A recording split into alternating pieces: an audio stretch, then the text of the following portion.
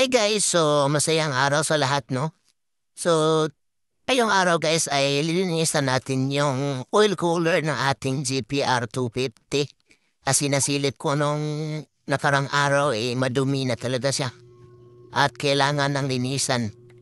Napaka-importante talaga is na malinis yung ating oil cooler para hindi mag-overheat yung ating motor. At hindi ganong madaling mag-init yung ating makina, guys. So, sa pagtanggal ng ating oil cooler, guys, hindi na natin kailangang baklasin yung ating side cover o side fairings ng ating GPR. Lalo kung hindi naman tayo sanay na baklasin yung ating side fairings, guys.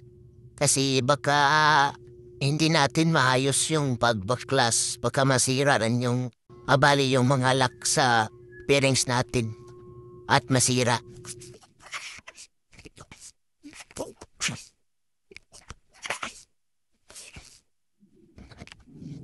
Tsagaan lang talaga sa pagpihit guys, no? So ayan, natanggal na natin yung dalawang tornilyo.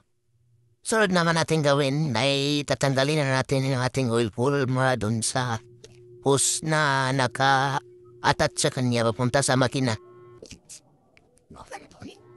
Medyo matigas din tanggalin yung oil cooler guys mula dun sa hose na nakakabit papunta sa makina. So ayan guys, natanggal ko na yung ating oil cooler at sobrang dumi na talaga, nagkaputik-putik na. Tumigas na yung mga buhangin guys na nakadikit dyan. Sobrang tagal na hindi nalinisan. Yan guys, so ang gamit ko palang pang linis dyan ay toothbrush lang. Hindi gaano matulis baka masira yung ating oil cooler. Pero di talaga kinaya yan ang toothbrush guys, kaya dinala ko na lang dun sa may car wash dun sa may hinahulog-hulugan ng Tixi 5 para matanggal lang yung mga tumigas na mga putik guys. So yan guys, pinatuyo ko na yan overnight at ikakabit na natin ulit yun guys. Tumulo na yung mga tubig na nasa loob. Gawa nung pag-spray natin ng tubig dun sa may carwash.